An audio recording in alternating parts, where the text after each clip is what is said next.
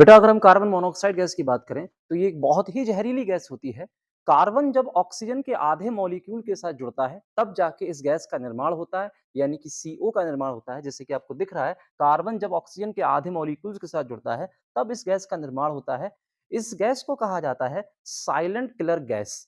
इस गैस को कहा जाता है मीठी नींद लाने वाली गैस या प्यारी नींद लाने वाली गैस। इसी गैस को कहा जाता है गम दम घोटने वाली गैस। बिल्कुल सही सुना आपने। इसको दम घोटने वाली गैस भी कहते हैं, क्योंकि हमारे शरीर में जो ब्लड होता है, जो पूरी बॉडी में ब्लड का सर्कुलेशन हो रहा है, उस ब्लड में हीमोग्लोबिन होता है और हीमोग्लोबिन के साथ ऑक्सीजन मिली मिक्स होती है। लिखा हुआ है हमारे खून में सबसे जल्दी घुलने वाली गैस, देखो यहाँ पर, ये जो गैस होती है कार्बन मोनोऑक्साइड, ये हमारे खून में सबसे जल्दी घुलने वाली गैस होती है। ब्लड में हीमोग्लोबिन होता है, हीमोग्लोबिन के साथ ऑक्सीजन होती है, लेकिन ये कार्बन मोनोऑक्साइड इस ऑक्सीजन को रिप्लेस करती है, खुद इसको बाहर करती है और खुद खून में मिक्स होती है, क्योंकि ये ऑक्सीजन से 200 गुना ज़्यादा घुलने वाली गैस होती है। ऑक्सीजन से 200 गुना ज़्यादा घुलने वाली गैस होती है, इसलिए ये ऑक्सीजन को रिप्लेस करके खुद हमारे खून में मिक्स होती है और हमारी कोशिकाओं यानी कि सेल्स तक पहुँचती है। और आप सबको पता है कि हम सबको एनर्जी की रिक्वायरमेंट है।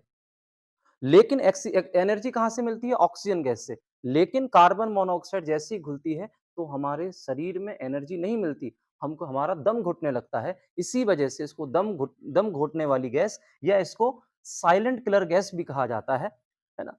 कभी-कभी अब आप कहेंगे सर दम कैसे घुटता है? तो कभी-कभी क्या होता है कि हम अपने घरों में सर्दियों के मौसम में ज़्यादा होता है, अभी सर्दियों का मौसम स्टार्ट हो चुका है, आप लोग अपना ध्यान दें और इस सब चीज़ों से बचें। ये नॉलेज की बात है सभी के लिए, स्टूडेंट्स के लिए और भी सभी बच्चों के लिए भी है, बड़ों के लिए भी है, बुजुर्गों के लिए भी है, सबके लिए है।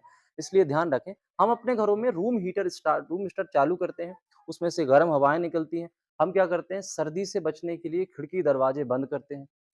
जैसे ही ये गैस निकलेगी या अंगीठी जला कर रखते हैं, तो ये क्या होता है, हमने आपको क्या बताया कि जो कार्बन होता है, जब ऑक्सीजन के आधे मॉलिक्यूल्स के साथ, ये जो ऑक्सीजन के आधे मॉलिक्यूल्स के हाफ ऑक्सीजन के आधे मॉलिक्यूल्स के साथ जुड़ता है, तो CO का निर्माण होता है। यानी कि जहाँ पर वातावरण में आप हीटर को जला रहे हो, वहाँ पर ऑक्सीजन का अभाव होगा। ऑक्सीजन का अभाव होगा तो हमने क्या बोला आपको, जो आप अंगीठी जला रहे हो उसमें से क्या निकलेगा? CO, यानी कि कौन-सी गैस रिलीज़ होगी? Carbon monoxide.